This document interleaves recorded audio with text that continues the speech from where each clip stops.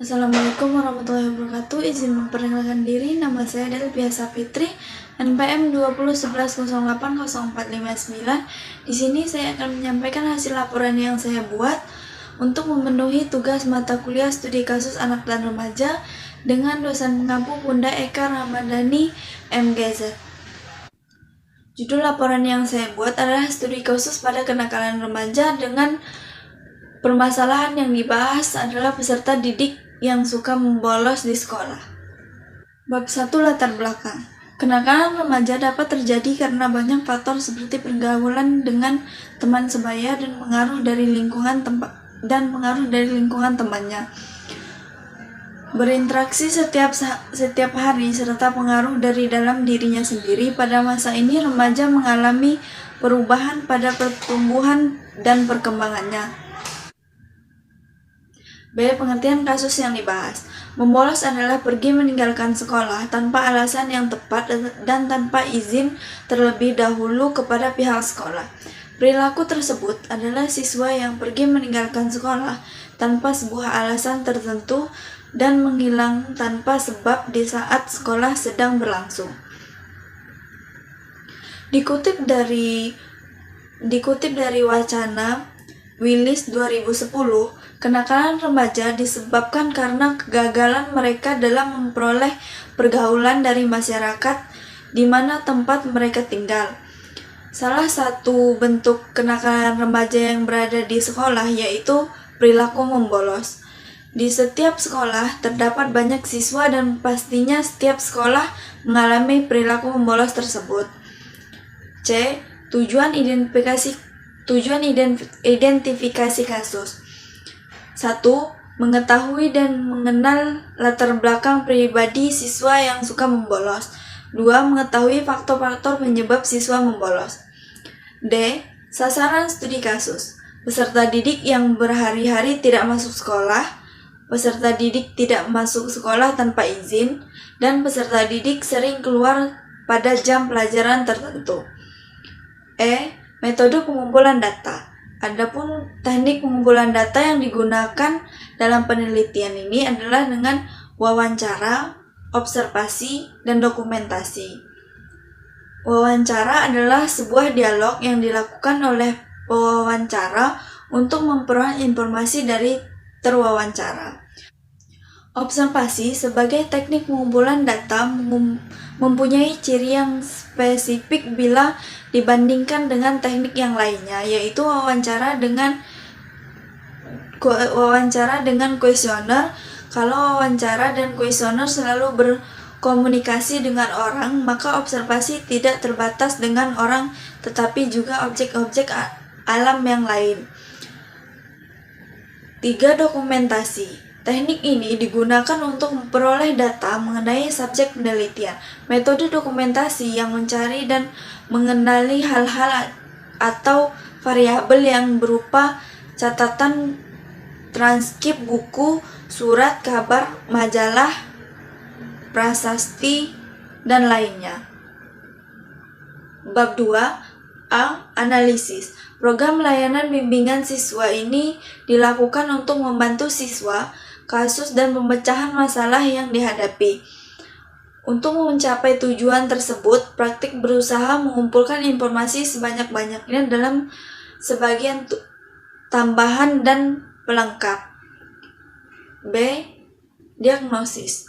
Berdasarkan hasil dokumentasi peserta didik, diketahui bahwa permasalahan yang dialami peserta didik adalah lingkungan di sekitarnya, yaitu teman-teman dekatnya yang selalu mengajak untuk membolos dan hal lainnya. Hasil observasi dan wawancara yang dilakukan oleh praktik menunjukkan hal yang sama. Menurut hasil wawancara dan observasi, dalam hal ini praktik dapat menyimpulkan bahwa permasalahan membolos yang dilakukan oleh peserta didik adalah ketika peserta didik membolos di saat jam pelajaran.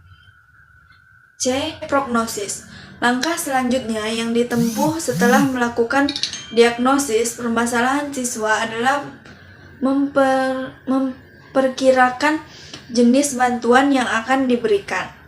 Hal ini perlu dilakukan untuk merubah keadaan siswa sehingga keadaan siswa menjadi lebih baik. D. Treatment. Pemberian bantuan bertujuan untuk memberikan alternatif yang dapat ditempuh dalam membatasi masalah siswa. Konseling behavior adalah konseling yang berfokus pada berubah perilaku. Konseling behavior adalah konseling yang diharapkan untuk menghasilkan perubahan nyata dalam perilaku konseling. Terapi ini menyertakan penerapan yang sistematis prinsip-prinsip belajar pada perubahan tingkah laku ke arah cara-cara yang lebih adaptif.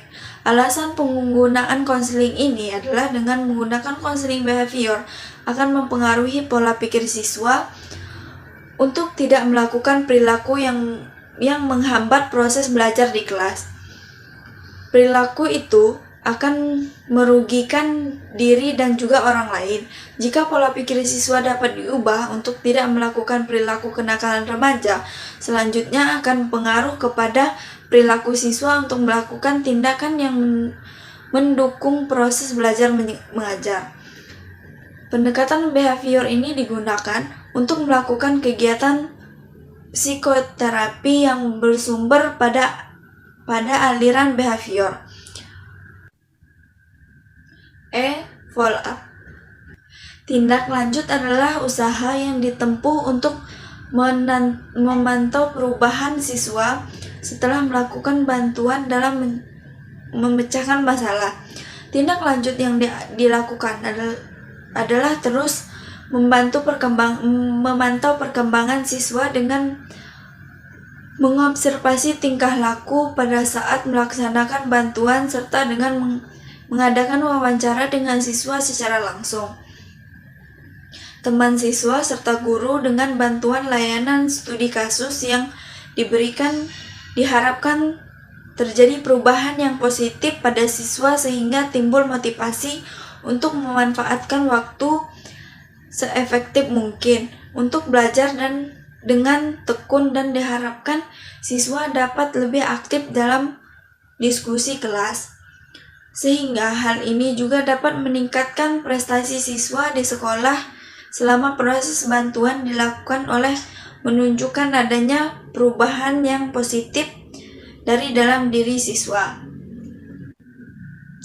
Bab 3. Kesimpulan. Berdasarkan hasil penelitian, dapat disimpulkan bahwa faktor penyebab dari membolos adalah faktor keluarga, lingkungan sekolah, dan dari lingkungan individu.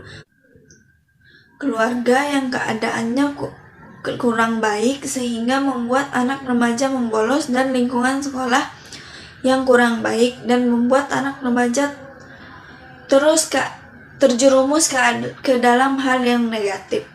Membolos merupakan salah satu bentuk dari kenakalan peserta didik yang melanggar aturan, dan jika tidak segera diselesaikan akan menimbulkan dampak yang lebih parah, di antaranya minat terhadap pembelajaran semakin berkurang, nilai hasil proses pembelajaran minimum dan tidak sesuai dengan apa yang diinginkan.